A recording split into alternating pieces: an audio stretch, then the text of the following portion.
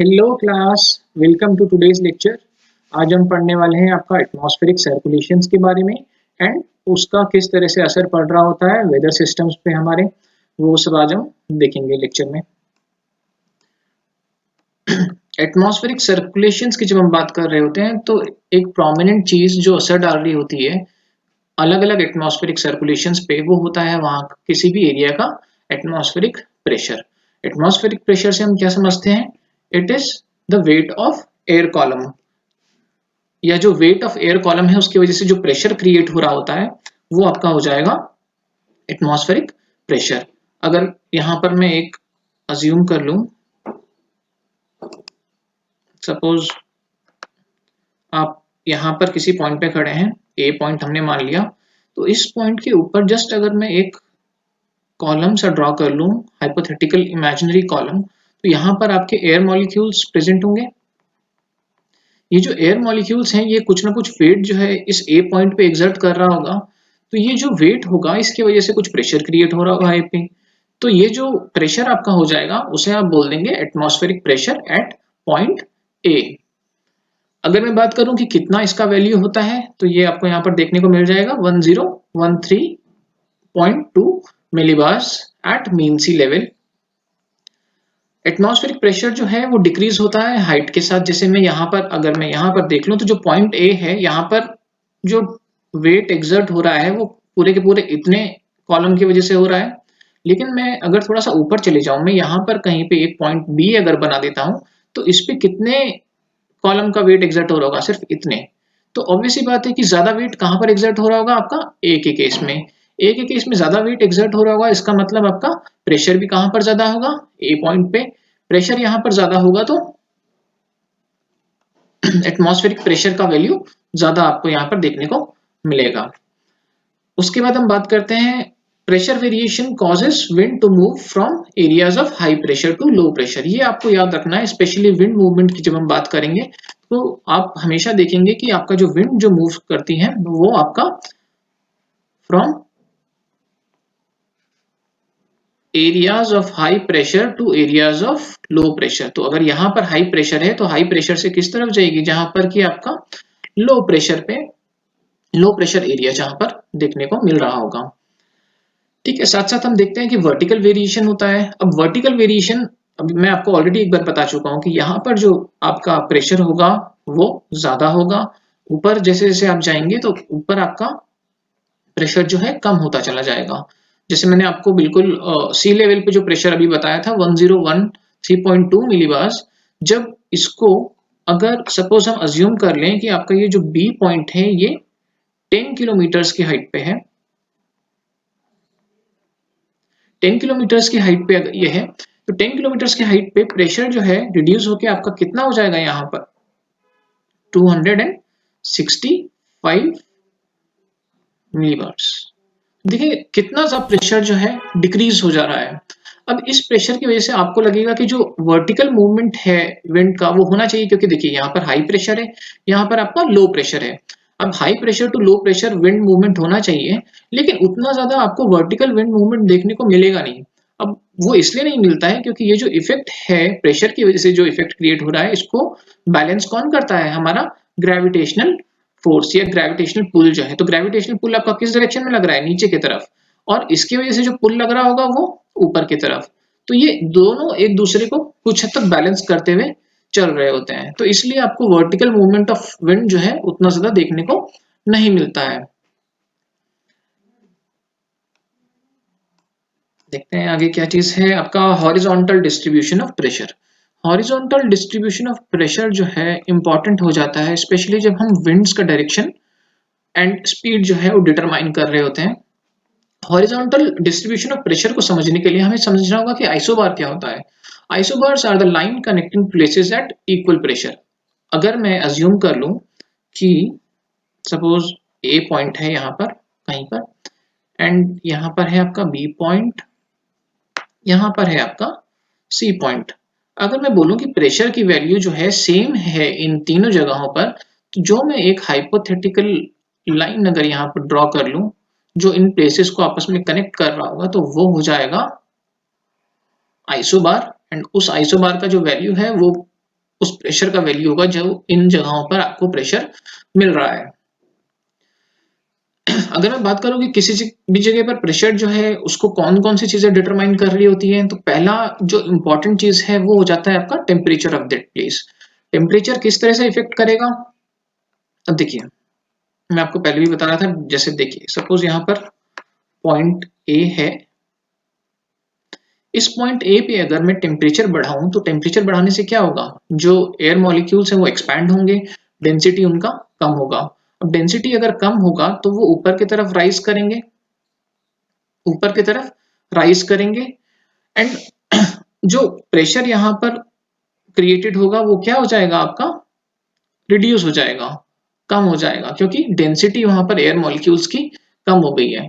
इसके ही अपोजिट में अगर मैं कोई बी पॉइंट यहाँ पर ड्रॉ करता हूँ एंड मैं बोलता हूँ कि यहाँ पर हम टेम्परेचर जो है कम कर रहे हैं, टेम्परेचर डिक्रीज कर रहे हैं, तो टेम्परेचर डिक्रीज करने से क्या है, जो एयर मास है वो कॉन्ट्रैक्ट होगा, कॉन्ट्रैक्ट होगा तो ऑब्वियसली बात है कि डेंसिटी एयर मॉलिक्यूल्स की बढ़ेगी, डेंसिटी बढ़ेगी तो जितना वो वेट अप्लाई कर रहा है बी पॉइंट पे, यहाँ पर बी पॉइंट पे जो वेट अप्लाई हो रहा है वो बढ़ जाएगा। अब वो वेट अगर बढ़ जाएगा तो उससे क्या होगा, आपका प्रेशर का वैल्यू भी बढ़ जाएगा।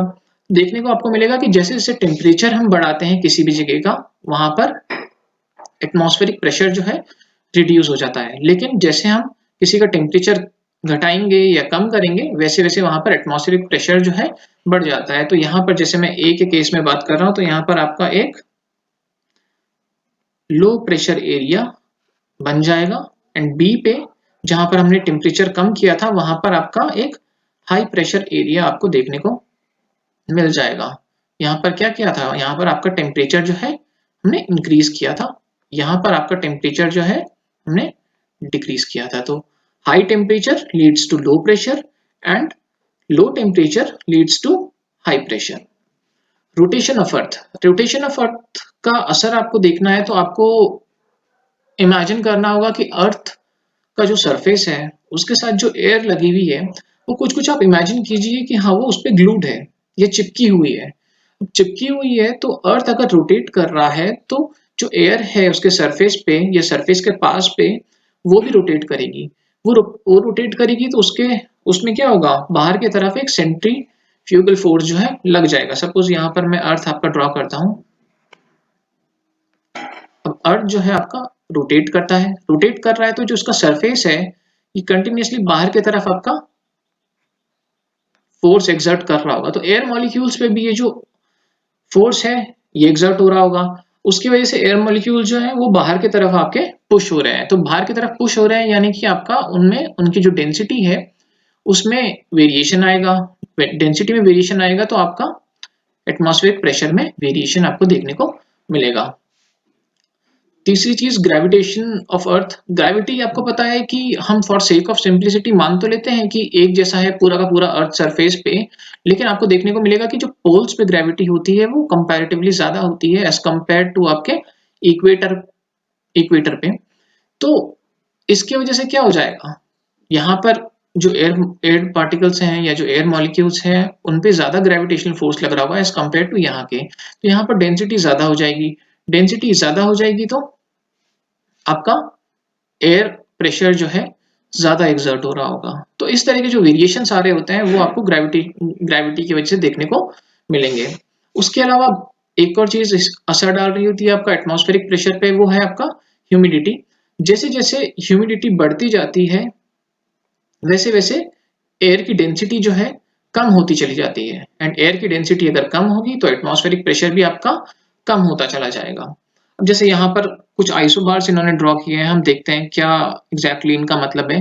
आइसोबार्स 1018 का आइसोबार आपको दिख रहा होगा, 1016 का आइसोबार दिख रहा होगा, उसके बाद 1014 का। जैसे जैसे हम अंदर की तरफ आ रहे हैं वैसे वैसे आपका एटमॉस्फेरिक प्रेशर जो है कम होता चला जा रहा है। तो सेंटर पे आपको क्या मिलेगा, एक लो प्रेशर एरिया यहाँ पर जनरेट होता हुआ दिख रहा होगा।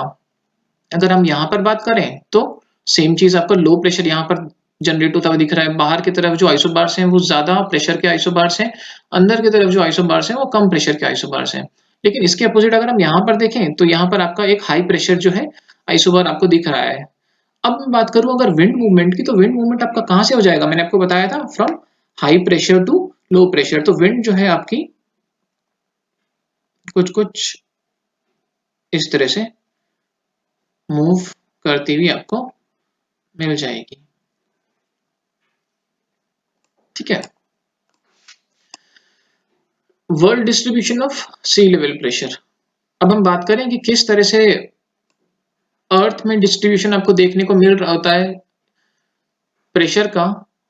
देखिए, ये जो आप डिस्ट्रीब्यूशन देखेंगे ये एक आइडियल कंडीशन होती है। आइडियल कंडीशन मतलब कि सरफेस जो है एक जैसा होगा, लेकिन आपको पता है कि जो सरफेस है कहीं पर लैंड होगा, कहीं पे वाटर होगा, तो उसकी वजह से जो प्रेशर होता है ये एग्जैक्टली उस तरह से नहीं होगा जिस तरह से मैं आपको बताने वाला हूं। देखते हैं क्या होगा। जैसे इक्वेटर,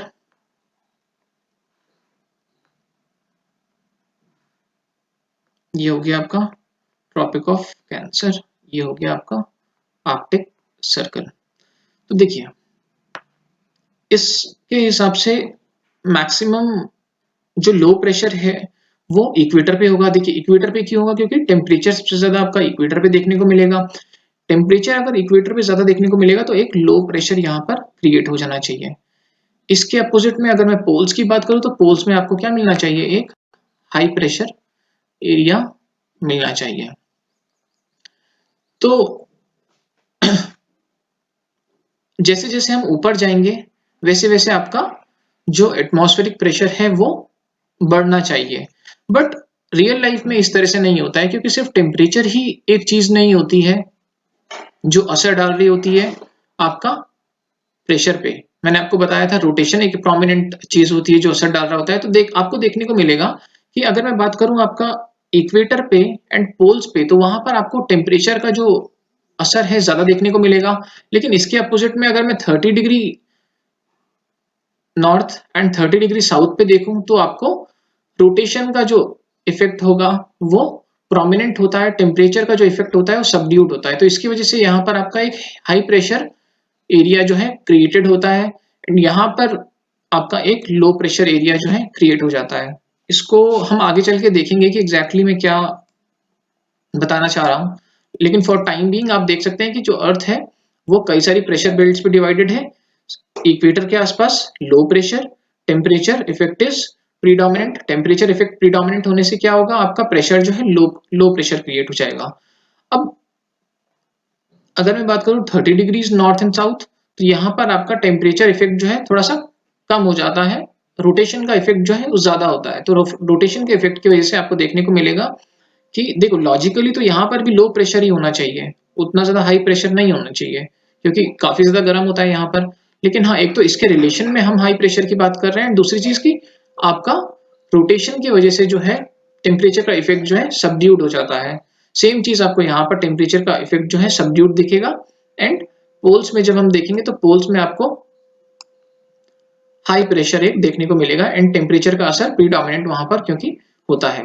अच्छा, प्रेशर बेल्ट्स की जब मैं बात कर रहा हूं तो आपको एक ऑसिलेशन सा होता हुआ दिख जाएगा प्रेशर बेल्ट्स में।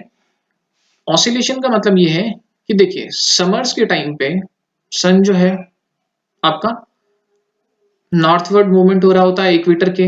जैसे जैसे सन ऊपर की तरफ बढ़ता जाएगा तो आपको लगता है कि प्रेशर बेल्ट्स भी जो है वो कुछ कुछ हद तक ऊपर बढ़ती चली जाएंगी। एंड अगर साउथ की अगर मैं बात करूं, सपोज यहां पर हम ड्रॉ कर लेते हैं, ये हो गया आपका इक्वेटर, ये हो गया आपका इक्वेटर से ऊपर वाले पॉइंट्स, ये हो गया इक्वेटर से नीचे नीचे पॉइंट्स। तो सन जो है सपोज यहां से मूवमेंट कर रहा है पहले इस तरफ, सन किसी पॉइंट पे यहाँ पर डायरेक्टली आपकी रेस दे रहा होगा, किसी पॉइंट पे यहाँ पर डायरेक्टली रेस दे रहा होगा। तो ये जो डायरेक्टली रेस पड़ रही है तो ऑब्वियसली बात है कि टेम्परेचर जो है या इंसोलेशन जो है उस एरिया में उस टाइम पे बढ़ जाएगा। तो टेम्परेचर अगर बढ़ जाएगा तो प्रेशर जो है, प्रेशर भी उस जगह पे बढ़ जाएगा। तो ये जो प्रेशर बेल्ट है आपको लगेगा कि हाँ ऊपर की तरफ समर्स में शिफ्ट हो जाती है एंड विंटर्स में नीचे की तरफ शिफ्ट हो जाती है। नेक्स्ट हमें देखना है स्टूडेंट्स आपका force affecting the velocity and direction of wind, कि जो विंड ब्लो कर रही होती है उस पर कौन कौन सी फोर्सेस लग रही होती है एंड वो फोर्सेस किस तरह से विंड के वेलोसिटी पे एंड डायरेक्शन पे असर डाल रही होती है। तो सबसे प्रोमिनेंट या सबसे इंपॉर्टेंट जो फोर्स होती है वो होती है आपकी pressure gradient force. Pressure gradient force is the force basically due to pressure difference between two places. जैसे मैं आपको पहले भी बता रहा था कि सपोज यहाँ पर हाई प्रेशर है, यहाँ पर आपका लो प्रेशर है, तो इन दोनों के बीच में प्रेशर डिफरेंस क्रिएट हो गया है। फॉर सेक ऑफ सिंप्लिसिटी मैं मान लेता हूँ कि यहाँ पर सपोज 1000 मिलीबार आपको देखने को मिल रहा है, यहाँ पर हम मान लेते हैं कि 900 मिलीबार्स आपको देखने को मिल रहा होता है। तो अगर मैं यहाँ पर इन दोनों प्लेसेस के बीच के डिस्टेंस की अगर मैं बात करूँ, सपोज यहाँ पर है 2 किलोमीटर्स का डिस्टेंस है, तो प्रेशर ग्रेडियंट अगर आपको निकालना है तो pressure gradient is basically change in pressure divided by distance between two places. अब चेंज इन प्रेशर कितना है, 1000 माइनस 900 दैट इज 100 मिलीबार्स आपको देखने को मिलेगा, एंड डिस्टेंस कितना है 2 किलोमीटर्स। तो प्रेशर ग्रेडियंट जो है आपको कितना हो जाएगा यहाँ पर 50 मिलीबार्स पर किलोमीटर देखने को मिल जाएगा। तो देखिए प्रेशर ग्रेडियंट जो है, जितना ज्यादा ये प्रेशर ग्रेडियंट किसी दो पॉइंट्स के बीच में आपको देखने को मिलेगा उतना ज्यादा विंड की वेलोसिटी ज्यादा होगी, एंड जितना कम ये प्रेशर ग्रेडियंट होगा उतनी कम वहां की वेलोसिटी हो जाएगी। High pressure gradient leads to high wind velocity. अच्छा, एक चीज और आपको ध्यान रखनी है कि किसी एरिया में अगर आइसोबार्स में ड्रॉ करता हूं, आइसोबार सपोज दो केसेस में ले लेता हूं। एक केस में तो जो आपके आइसोबार्स हैं थोड़ा दूर दूर है, दूसरे केस में आपका सपोज आइसोबार्स जो है वो रिलेटिवली काफी पास है। तो प्रेशर ग्रेडियंट की अगर मैं बात करूं तो प्रेशर ग्रेडियंट जो है कहां पर ज्यादा होगा, जहां पर ये आइसोबार्स आपके पास है, यहां पर हो जाएगा आपका हाई प्रेशर ग्रेडियंट, मतलब जो प्रेशर है वो बहुत जल्दी जल्दी चेंज हो रहा है। एंड यहाँ पर अगर मैं बात करूं तो लो प्रेशर ग्रेडियंट सिचुएशन आपको देखने को मिल जाएगी, क्योंकि आइसोबार जो है वो काफी दूर दूर लोकेटेड है। दूसरा जो फोर्स लग रहा होता है क्लास, वो हो जाता है आपका फ्रिक्शनल फोर्स। फ्रिक्शन फोर्स क्यों लगता है? फ्रिक्शनल फोर्स लगता है तब जब कोई ऑब्जेक्ट मूव कर रहा होता है किसी दूसरे ऑब्जेक्ट के सरफेस के ऊपर। जैसे मैं विंड की अगर मैं बात करूं तो सपोज मैं यहाँ पर लैंड सरफेस अगर मैं बनाऊं तो यहाँ पर विंड ब्लो कर रही है, विंड अगर ब्लो करेगी तो यहाँ पर सरफेस में कांटेक्ट में आएगी अर्थ के साथ, तो ये जो सरफेस है ये विंड मूवमेंट को ऑब्स्ट्रक्ट कर रहा होगा, एंड ये जो ऑब्स्ट्रक्शन है ये आपको फ्रिक्शन के फॉर्म में देखने को मिलेगा। तो ये जो फोर्स, अपोजिट फोर्स फ्रिक्शन की वजह से लग रही होती है, इसको आप बोल देंगे फ्रिक्शनल फोर्स, एंड इसकी वजह से आपका डायरेक्शन पे भी असर पड़ रहा होता है विंड के, एज वेल एज वेलोसिटी पे भी असर पड़ेगा। अब देखिए लैंड के कंपैरिजन में अगर मैं बात करूं तो सी का जो सरफेस होता है यहाँ पर फ्रिक्शन फोर्स जो होती है रिलेटिवली काफी कम हो जाती है, मिनिमल हो जाती है। तीसरा जो फोर्स लग रहा होता है विंड पे वो होता है आपका कोरियोलिस फोर्स। कोरियोलिस फोर्स को थोड़ा सा हमें समझना होगा कि इफेक्ट किस तरह से डाल रहा होता है। अब देखिए सबसे पहली चीज जो हमें ध्यान में रखनी है वो ये है कि it's not exactly a real force, it is an apparent force. Apparent force होता है, हमें लगता है कि हाँ कोई फोर्स लग रही है या कोई मूवमेंट हो रहा है उस फोर्स की वजह से, एक्चुअल में कोई रियल मूवमेंट उतना ज्यादा नहीं हो रहा होता है। इसे हम देखते हैं, Earth's rotation causes an apparent deflection of all moving objects। अर्थ का जो रोटेशन है उसकी वजह से जो मूविंग ऑब्जेक्ट्स हैं उन पे रोटेशन आपको उनका जो है डिफ्लेक्शन आपको देखने को मिल जाएगा। डिफ्लेक्शन जो होता है towards right in northern hemisphere and towards left in southern hemisphere. Suppose यहाँ पर हम ड्रॉ कर लें, इक्वेटर में यहाँ पर बात कर लेता हूं, तो अगर नॉर्थ की तरफ नॉर्दर्न हेमिस्फीयर में अगर कोई ऑब्जेक्ट मूव कर रहा है तो उसका जो डिफ्लेक्शन है आपका राइट की तरफ हो जाएगा। लेकिन वहीं अगर मैं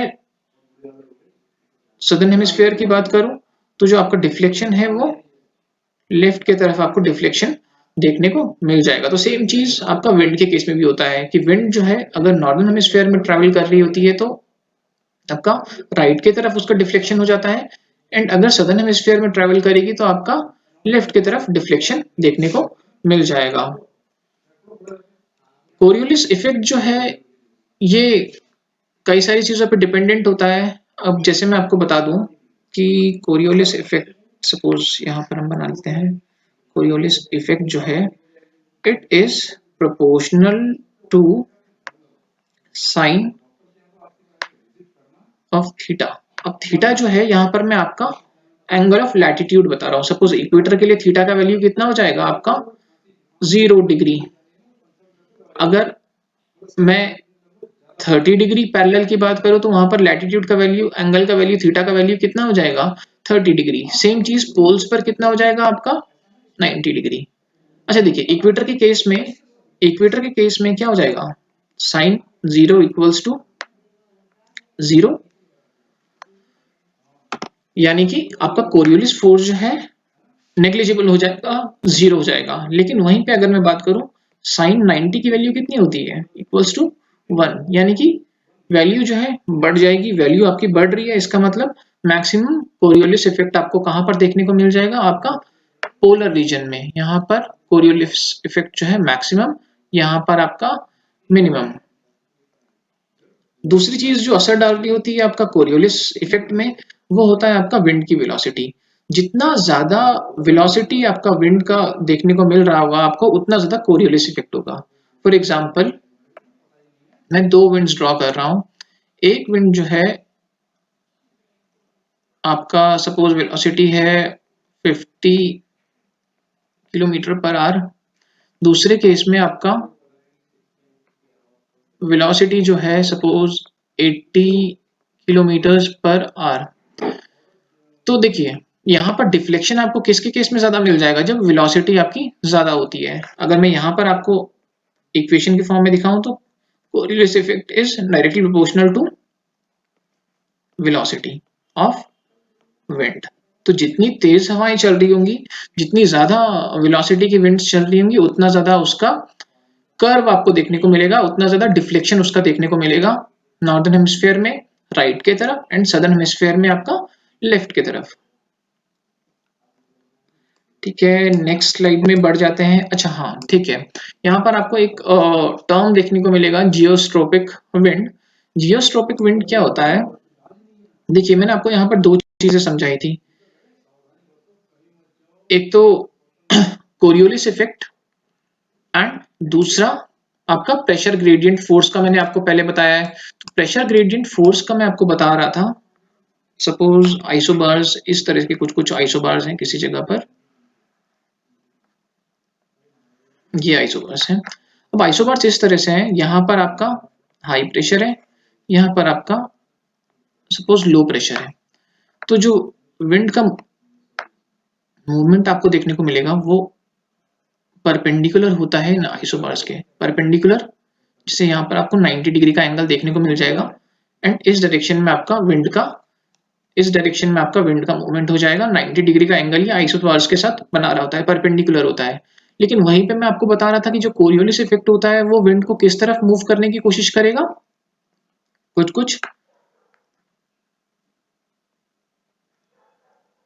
राइट की तरफ।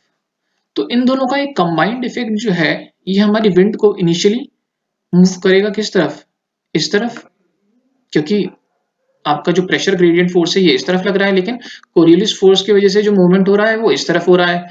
तो एक जो रिजल्टेंट आपका क्रिएट होगा वो इस तरफ होगा, जो विंड मूवमेंट है इस तरफ होने लगेगा। लेकिन अब देखने वाली बात ये है कि अगर सपोज ऐसा कुछ कुछ था, हमारा विंड इस तरफ मूव किया, अब विंड मूवमेंट के राइट में मूवमेंट हो रहा, राइट में आपका देखिए प्रेशर ग्रेडियंट फोर्स तो जो है इसी डायरेक्शन में आपका लग रहा होगा, एंड कोरियोलिस फोर्स जो है ये मैंने आपको बताया था राइट टुवर्ड्स राइट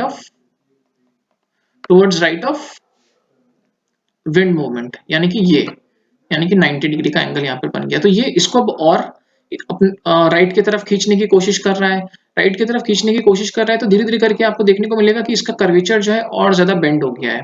मतलब ये जो विंड है जो इस तरह से जा रही थी, एक पॉइंट ऐसा आएगा जब ये कुछ कुछ ऐसे जाने लगेगी, यानी कि जो आइसोबार्स हैं, आइसोबार्स के पैरेलल जाने लगेंगे। उस कंडीशन में क्या होगा, आपका जो प्रेशर ग्रेडियंट फोर्स है एंड जो कोरियोलिस फोर्स है, ये दोनों एक दूसरे को बैलेंस करेंगे एंड जो मूवमेंट होगा विंड का वो पैरेलल हो जाएगा आपके आइसोबार्स के।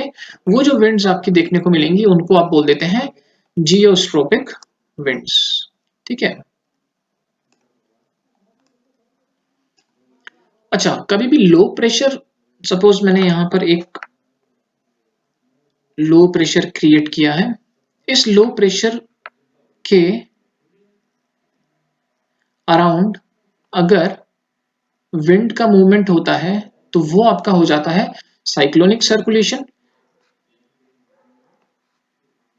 उसके अपोजिट में अगर कभी एक हाई के अराउंड आपका विंड प्रेशर या विंड जो है सर्कुलेशन हो रहा होता है, वो आपका आप बोल देंगे एंटी साइक्लोनिक सर्कुलेशन। अच्छा, जब हम विंड्स की बात कर रहे होते हैं या सर्कुलेशन की बात कर रहे होते हैं तो आपको पता होना चाहिए कि डाइवर्जेंस एंड कन्वर्जेंस क्या होता है। अब डाइवर्जेंस को देखने के लिए हम देख लेते हैं यहाँ पर, सपोज ये रीजन है, ये वाला रीजन, यहाँ पर आपका, अच्छा यहाँ से शुरू करते हैं, चलिए ठीक है, कन्वर्जेंस जोन से शुरू करते हैं। कन्वर्जेंस जोन पे क्या है कि टेम्परेचर जो है हाई हुआ, टेम्परेचर हाई हुआ तो यहाँ पे विंड जो है ऊपर की तरफ उठने लगेंगी, ऊपर की तरफ उठने लगेंगी तो यहाँ पर एक वैकेंसी क्रिएट हो जाएगी, यहाँ पर एक वैकेंसी क्रिएट हो जाएगी, एक वैकेंसी क्रिएट हो जाएगी। ये जो वैकेंसी क्रिएट हो जाएगी तो यहाँ पर इस वैकेंसी का प्लेस लेने के लिए बाकी जगहों से विंड्स आएंगी, तो विंड्स बेसिकली कन्वर्ज हो रही हैं, बाकी जगह से विंड्स यहाँ पर आ रही हैं, तो एक जोन ऑफ कन्वर्जेंस आपको देखने को मिल रहा होगा। एंड जो यहाँ की विंड, जो यहाँ का एयर मास था वो आपका ऊपर की तरफ चला गया है। अब यहाँ पर जो विंड्स हैं जो इस तरफ बढ़ी थी तो यहाँ पर एक वैकेंसी फिर वो क्रिएट कर देंगी, एंड ये जो वैकेंसी है इस वैकेंसी का प्लेस लेने के लिए जो यहाँ की विंड्स थी वो आ जाएंगी। तो आपको देखने को मिलेगा कि जो कन्वर्जेंस सरफेस पे हो रहा था उसका अपोजिट आपको देखने को मिलेगा हायर रीचेस पे या हायर ऑल्टीट्यूड पे, क्योंकि यहाँ पर क्या है, विंड्स जो है डाइवर्ज करेंगी, दूर जा रही है। यहाँ पर जहाँ पे डाइवर्जेंस सरफेस पे हो रहा है विंड्स का, क्योंकि दूसरी तरफ जा रही थी, वहां पर आपको मिलेगा कि जो ऊपर के ऑल्टीट्यूड्स हैं वहां पर कन्वर्जेंस आपको देखने को मिलेगा। तो बेसिकली ये जो डाइवर्जेंस एंड कन्वर्जेंस हैं ये कॉम्प्लीमेंट्री होते हैं कि हाँ, नीचे के सरफेस पे अगर कन्वर्जेंस हो रहा होगा तो ऊपर एयर का डाइवर्जेंस हो जाएगा, एंड नीचे अगर डाइवर्जेंस हो रहा होगा तो ऊपर आपको कन्वर्जेंस देखने को मिल जाएगा। अच्छा, यहाँ पर साइक्लोन्स एंड एंटी साइक्लोन्स का प्रेशर कंडीशन बता रखा है and pattern of wind direction बता रखा है। जैसे यहाँ पर जो मैं आपको पैटर्न दिखा रहा था ये आपका नॉर्दर्न हेमिस्फीयर के लिए था। जैसे साइक्लोन की जब हम बात करते हैं तो लो प्रेशर एरिया होता है, लेकिन नॉर्दर्न हेमिस्फीयर में जो विंड का डायरेक्शन होगा वो आपका एंटी क्लॉकवाइज हो जाता है, जैसे यहाँ पे एंटी क्लॉकवाइज मैंने बनाया है। एंड सदर्न हेमिस्फीयर में जो आपका डायरेक्शन हो जाता है वो हो जाता है क्लॉकवाइज, इसका अपोजिट हो जाएगा सदर्न हेमिस्फीयर में। लेकिन एंटी साइक्लोन की जैसे हम यहाँ पर बात कर रहे थे कि हाई हो जाता है, एंड नॉर्दर्न हेमिस्फीयर में जो आपका विंड का मूवमेंट है वो क्लॉकवाइज हो जाएगा, एंड सदर्न हेमिस्फीयर में जो आपका विंड का मूवमेंट है एंटी क्लॉकवाइज हो जाएगा।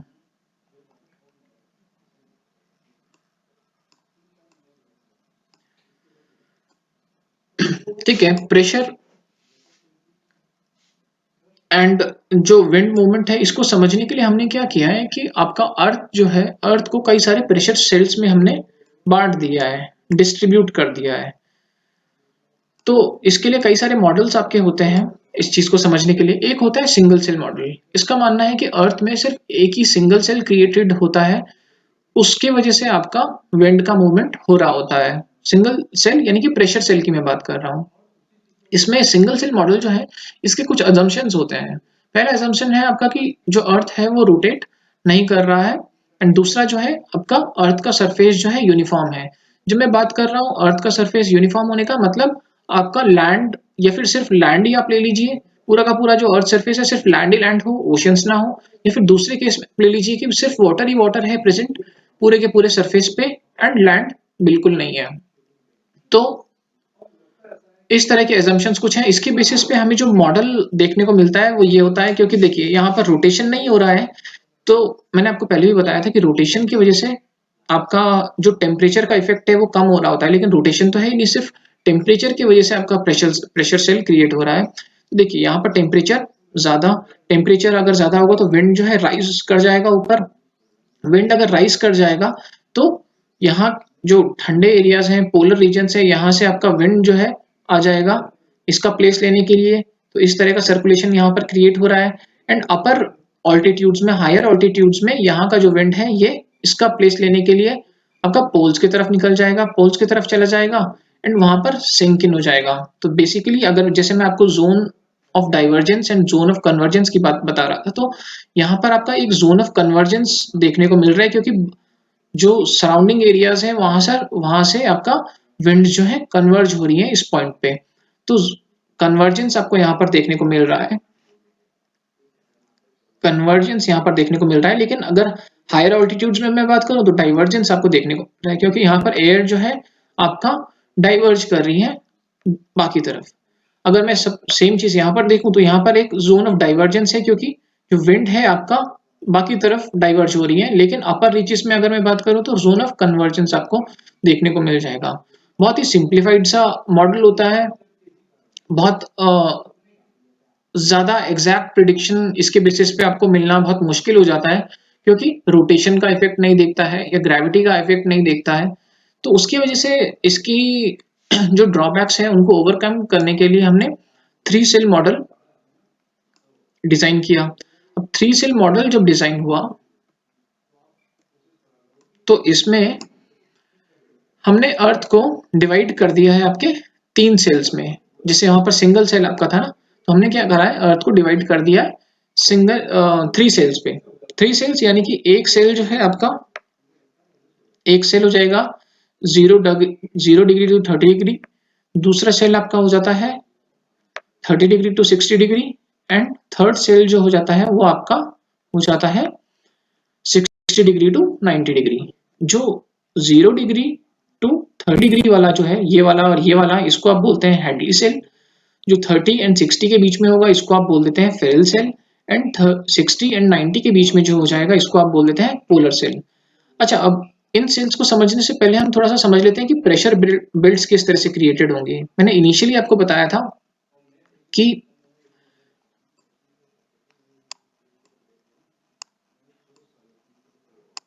ठीक है, मैंने आपको इनिशियली बताया था कि इक्वेटर पे आपका लो प्रेशर होता है, तो हम बोल सकते हैं इक्वेटोरियल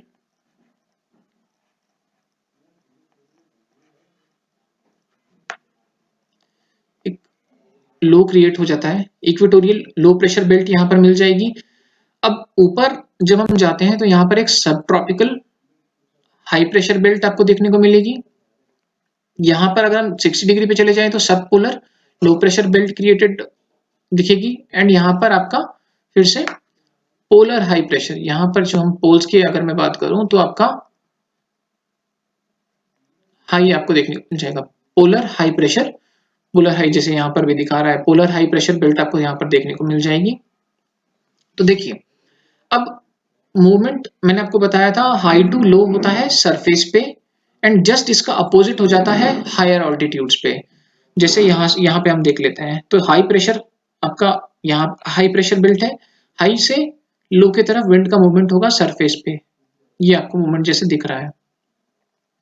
एंड मूवमेंट का जो डिफ्लेक्शन है वो आपको दिखेगा कि राइट की तरफ डिफ्लेक्शन मिलेगा, क्योंकि मैंने आपको बताया था कि जो नॉर्दर्न हेमिस्फीयर है वहां पर डिफ्लेक्शन किस तरफ हो रहा होता है आपका राइट हैंड साइड की तरफ। तो देखिए, ऊपर से देखने की कोशिश कीजिए कि विंड जो है ऐसे जानी थी, इस तरह से जानी थी, स्ट्रेट जानी थी, लेकिन ये अपने विंड डायरेक्शन के राइट पे ये इसका डिफ्लेक्शन हो रहा है, राइट की तरफ ये आ रही है, ये इस तरह से।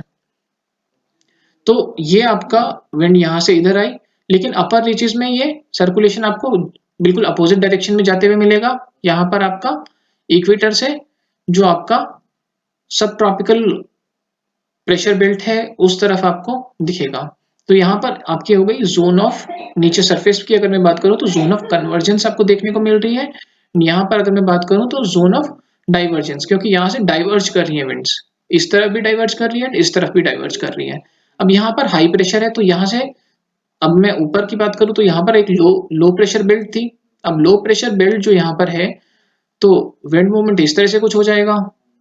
आपका राइट की तरफ डिफ्लेक्शन भी आपको देखने को मिल रहा है। तो फेरल सेल में भी सेम चीज है कि हाँ, यहाँ से आपका विंड जो है सरफेस में जा रहा है, एंड जब यहाँ पे पहुंचा है तो यहाँ पे जो विंड थी या जो एयर मास है वो आपका ऊपर की तरफ राइज करके दोबारा से आपका सब ट्रॉपिकल बेल्ट में आ रहा है। सेम चीज आपको पोलर सेल में दिखेगी। पोलर सेल में लेकिन जो मूवमेंट होगा वो पोल्स की तरफ से हो जाएगा।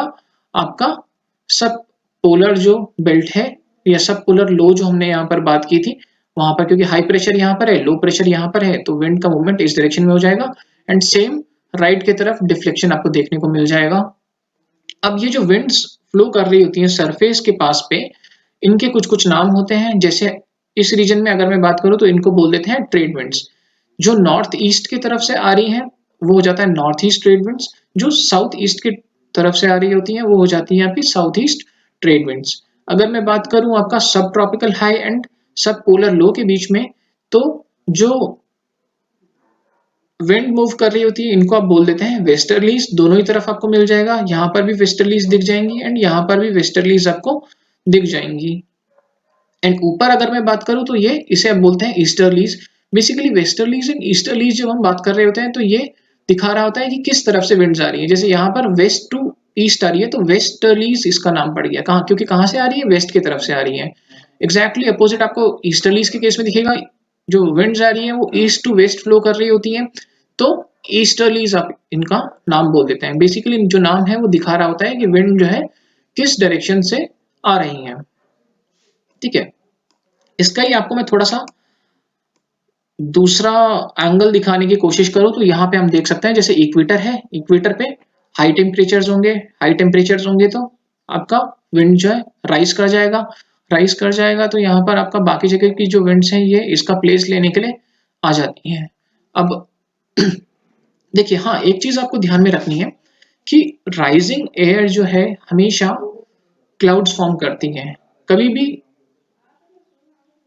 विंड्स जब नीचे आ रही होती हैं वहां पर आपको क्लाउड फॉर्मेशन नहीं दिखेगा, क्योंकि हमने पढ़ा था ना कि जब जैसे कन्वेक्शनल रेनफॉल के केस में हमने पढ़ा था कि जो विंड्स जब राइज करती है तो उनका टेम्परेचर कम होता है। टेम्परेचर अगर कम हो जाता है तो उनका मॉइस्चर होल्डिंग कैपेसिटी जो है वो रिड्यूस हो जाती है। रिड्यूस हो जाती है एंड वो जल्दी सैचुरेट हो जाते हैं। सैचुरेट अगर हो जाएगा तो क्लाउड फॉर्मेशन यहाँ पर आपको देखने को मिलेगा, जहां पर आपका विंड जो है राइज कर रही होती है। लेकिन इसका सेम अपोजिट आपको यहाँ पर जैसे मैं बताऊं तो यहाँ पर क्या है, विंड जो है नीचे आ रही है, नीचे सेटल हो रही है। तो नीचे सेटल हो रही होंगी तो इसका जो टेम्परेचर है विंड का वो या एयर का वो कम हो रहा है। कम अगर एयर टेम्परेचर हो जाएगा तो आपका मॉइस्चर होल्डिंग कैपेसिटी जो है बढ़ जाती है एंड क्लाउड फॉर्मेशन आपको देखने को नहीं मिलेगा। सेम चीज आपका यहाँ पर जैसे मैं बात कर रहा था कि विंड जो है राइज कर रही है, rising winds leads to formation of clouds. तो यहाँ पर आपको क्लाउड जैसे दिख रहे होंगे। लेकिन फिर ये जब विंड्स यहाँ पे जाके कन्वर्ट नीचे आती हैं तो नीचे आने की वजह से कोई भी क्लाउड्स यहाँ पर आपको पोल्स में देखने को नहीं मिल रहे होंगे। तो यहाँ पर आपको दिख रहा है high pressure, low pressure, high pressure, low pressure, high pressure.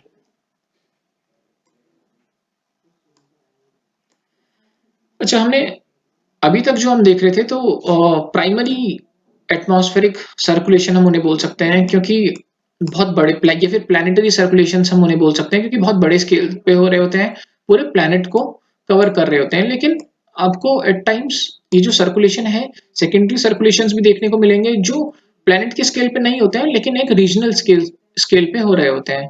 जैसे आपको देखने को मिल जाएगा सीजनल विंड्स। सीजनल विंड्स वो विंड्स होती हैं जिनका पैटर्न जो है आपका सीजन के साथ चेंज हो जाता है। फॉर एग्जांपल हम बात करें मॉनसून की, तो मॉनसून में आप देखेंगे कि जो विंड्स हैं उनका डायरेक्शन सीजन के हिसाब से चेंज हो रहा होता है। जैसे किसी पॉइंट पे विंड का डायरेक्शन इस तरफ हो सकता है, लेकिन सीजन चेंज हुआ तो आपका विंड का डायरेक्शन इस तरफ हो जाता है। तो ये आपका सीजनल विंड्स में आ जाएगा। सेम आपको कुछ कुछ असर देखने को मिलेगा लोकल विंड्स। तो लोकल विंड्स जो है आपका जैसे लू की हम बात करते हैं, जो लोकल फिनोमिना की वजह से हो सकता है, लोकल लेवल पे कोई प्रेशर चेंज हो रहा है या लोकल लेवल पे टेम्परेचर चेंज हो रहा है, उसकी वजह से जो विंड्स क्रिएटेड होंगी वो आपका लोकल विंड्स हो जाता है। एग्जाम्पल हो जाता है जैसे नॉर्दर्न इंडिया में आपको लू जैसे दिख जाता है।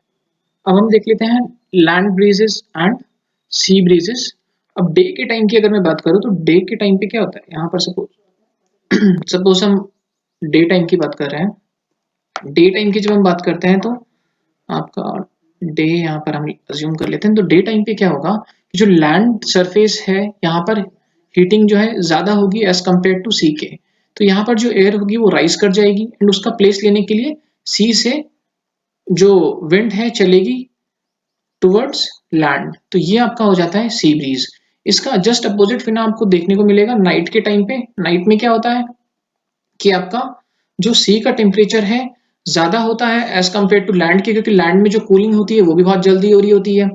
तो यहाँ पर टेम्परेचर ज्यादा होगा तो जो एयर मास है वो ऊपर राइज कर जाएगा एंड उस एयर मास का, यहाँ पर जो एयर मास है वो ऊपर राइज कर जाएगा एंड उस एयर मास का प्लेस लेने के लिए लैंड से विंड चलने लगेगी सी के डायरेक्शन में, इस डायरेक्शन में कुछ कुछ, तो वो आपका हो जाएगा लैंड ब्रीज। ठीक है, उसके अलावा mountain and valley winds. Mountain and valley winds क्या होता है कि देखिए सपोज मैं यहाँ पर माउंटेन स्लोप कुछ कुछ ड्रॉ कर लेता हूँ। तो दिन के टाइम पे क्या हुआ, यहाँ पर सनलाइट पड़ रही है, सनलाइट अगर पड़ेगी तो टेम्परेचर बढ़ जाएगा। टेम्परेचर अगर बढ़ जाएगा तो जो यहाँ पर एयर है वो राइज कर जाएगी, राइज कर जाएगी तो वैली से विंड चलने लगेगी इस तरफ, वैली से विंड चलने लगेगी आपका अप स्लोप इस डायरेक्शन में कुछ कुछ। सेम अपोजिट आपको देखने को मिलेगा नाइट के केस में। नाइट के केस में यहाँ पर हो जाता है टेम्परेचर डिक्रीज, टेम्परेचर डिक्रीज हो जाता है। तो टेम्परेचर डिक्रीज हो जाएगा तो जो एयर मास है वो ठंडा हो जाएगा, ठंडा हो जाएगा तो डेंसिटी बढ़ जाएगा, डेंसिटी बढ़ने की वजह से ये नीचे की तरफ वैलीज की तरफ मूवमेंट इसका होने लगेगा। तो ये आपका माउंटेन एंड वैली विंड्स आपको देखने को मिल जाएंगी। उसके अलावा एक दो चीजें आपको और ध्यान में रखनी है कि एयर मास, एयर मास क्या होता है कि बहुत बड़े बड़े मे बी ओशन सरफेस या फिर लैंड सरफेस के ऊपर जो एयर होती है, अगर उस एयर के कैरेक्टरिस्टिक्स होमोजीनियस है, होमोजीनियस मतलब एक जैसे हैं, जैसे उसका टेम्परेचर और ह्यूमिडिटी जो है वो कुछ कुछ एक जैसी है, बहुत ज्यादा अंतर नहीं है, तो वो पूरा का पूरा जो एयर है वो एक सिंगल यूनिट की तरह एक्ट कर रहा होता है। तो उस कंडीशन में आप उसको बोल देते हैं एक एयर मास। एयर मास में आपको ध्यान में क्या चीज रखनी है कि जो टेम्परेचर एंड ह्यूमिडिटी है वो मोर और लेस सेम होंगी पूरे के पूरे एयर मास की। ठीक है, अब एयर मास का जब हम कंसेप्ट बात कर रहे होते हैं तो ये जो एयर मास है, जब दो डिफरेंट टाइप के एयर मास आपस में टकरा रहे होते हैं या आपस में मिल रहे होते हैं तो फ्रंट्स जनरेट हो रहे होते हैं। Front is nothing but basically the boundary zone between two meeting air masses. For example अगर मैं बात करूं, आपका ये है कोल्ड एयर मास, यहां पर है आपका वार्म एयर मास। तो फिर ये जो बाउंड्री है, ये वाला जो बाउंड्री है यहाँ पर, ये आपका एक फ्रंट हो जाता है। फ्रंट बेसिकली जहां पर आपके दो डिफरेंट टाइप के एयर मासेस मिल रहे होते हैं एक दूसरे से, तो ये आपका फ्रंट जनरेट हो गया। अब फ्रंट्स भी अलग अलग तरह के हो सकते हैं। तीन तरह के फ्रंट्स की हम बात करेंगे। एक हो जाएगा आपका वार्म फ्रंट, दूसरा हो जाएगा आपका कोल्ड फ्रंट एंड तीसरा हो जाएगा आपका ऑक्लूडेड फ्रंट। तो सबसे पहले वार्म फ्रंट की हम बात कर लेते हैं। वार्म फ्रंट के केस में क्या होगा कि जो वार्म एयर है उसका इफेक्ट प्रीडोमिनेंट होता है, या आप कुछ कुछ ऐसे भी समझ सकते हैं कि वो चेस कर रहा होता है आपका कोल्ड एयर को। तो कोल्ड एयर को ये चेस करेगा, तो जैसे यहाँ पर है आपका कोल्ड एयर को ये वार्म एयर चेस कर रही है। तो अब वार्म एयर जो है आपको ध्यान में रखना है कि डेंसिटी कम होती है, डेंसिटी कम होती है तो एक पॉइंट आएगा जब ये यहाँ पे पहुंच जाएगा, लेकिन इस पॉइंट पे पहुंचने के बाद कोल्ड एयर की डेंसिटी होती है कम, वार्म एयर की होती है ज्यादा। तो धीरे धीरे करके ये क्या है कि यहाँ पर आपका राइज करता हुआ मिल जाएगा। ठीक है, ये राइज आपको देखने को यहाँ पर मिल रहा है। ये जो राइज है इसकी वजह से मैंने आपको बताया था कि rising air always causes clouds to form, तो यहाँ पर आपको क्लाउड फॉर्मेशन कुछ कुछ देखने को मिल जाएगा, क्लाउड फॉर्मेशन। ठीक है, तो क्लाउड फॉर्मेशन जैसे आपको यहाँ पर देखने को मिल रहा होगा, तो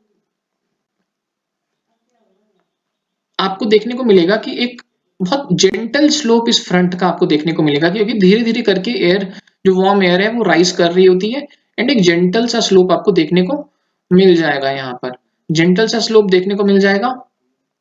इसके अपोजिट में अगर मैं कोल्ड फ्रंट की बात करूं, तो यहाँ से इमेजिन कीजिए, आप इमेजिन कीजिए कि यहाँ से जो है कोल्ड एयर आ रही है एंड यहाँ पर वार्म एयर है। तो वार्म एयर, कोल्ड एयर जब आएगी तो ये वार्म एयर को डिसलॉज करने की कोशिश करेगी, वहां से हटाने की कोशिश करेगी।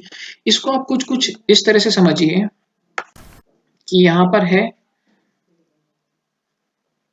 मिस्टर राम खड़े हैं। मिस्टर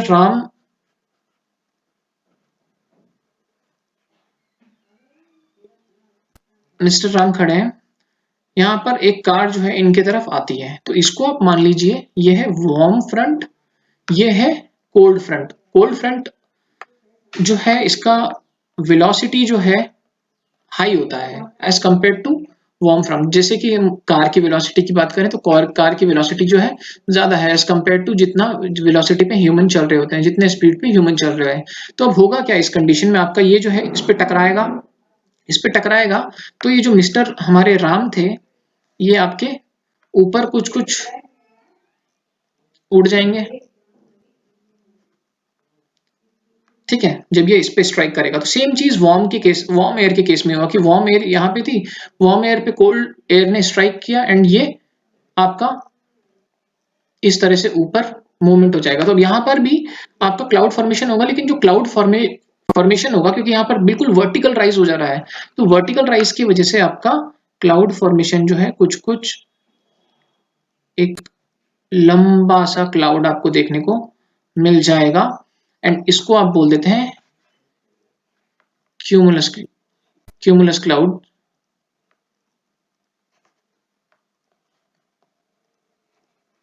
या क्यूमुलोनिम्बस क्लाउड। इस तरह का जो क्लाउड फॉर्मेशन जो है आपको देखने को मिल रहा है। इस केस में जो ऊपर वाला केस था, यहाँ पर आपको बहुत ज्यादा हाई क्लाउड्स नहीं देखने को मिलते हैं, क्योंकि बहुत जेंटल स्लोप की वजह से धीरे धीरे करके इसका हाइट जो है बढ़ रहा होता है वार्म एयर का। तो क्लाउड्स फॉर्मेशन तो होता है, लेकिन उतना ज्यादा लंबे क्लाउड्स आपको देखने को नहीं मिलेंगे जितना कि आपको कोल्ड फ्रंट में देखने को मिल रहा है। ऑक्लूडेड क्लाउड्स में कुछ नहीं होता है, जो एयर वार्म एयर है, ये जो वार्म फ्रंट है, ये जो कोल्ड फ्रंट है, ये आपका सरफेस के साथ टच नहीं होता है, ये ऊपर की तरफ उड़ जाता है। जैसे इन दोनों केस में सरफेस के साथ टच आपको देखने को मिलेगा, लेकिन इस केस में जो है वार्म फ्रंट और कोल्ड फ्रंट जो है आपके ऊपर उठ जाते हैं सरफेस से, तो इसको आप बोल देते हैं ऑक्लूडेड फ्रंट। तो अगर हम बात करें हमारे वेदर सर्कुलेशंस के लिए या साइक्लोन फॉर्मेशन के लिए, तो उसके लिए दोनों ही आपका warm front end cold front जो है इंपॉर्टेंट हो जाते हैं। जब भी हम बात करेंगे साइक्लोन फॉर्मेशन की, तो वहां पर हम दोबारा से बात करेंगे आपका वार्म फ्रंट की एंड कोल्ड फ्रंट की। अब कुछ टॉपिक्स हमारे रह रहे हैं, वो टॉपिक्स हम देखेंगे। एक तो आपका एक्स्ट्रा ट्रॉपिकल साइक्लोन्स है, ट्रॉपिकल साइक्लोन्स हैं El Nino and La Nina. Students आज की क्लास में थोड़ा सा वॉइस मेरी सही नहीं होगी, मे बी हो सकता है सोर थ्रोट की वजह से, so please bear with it. मतलब कुछ टाइम में ये सही हो जाएगा, तो definitely things will be better. Thank you for the class.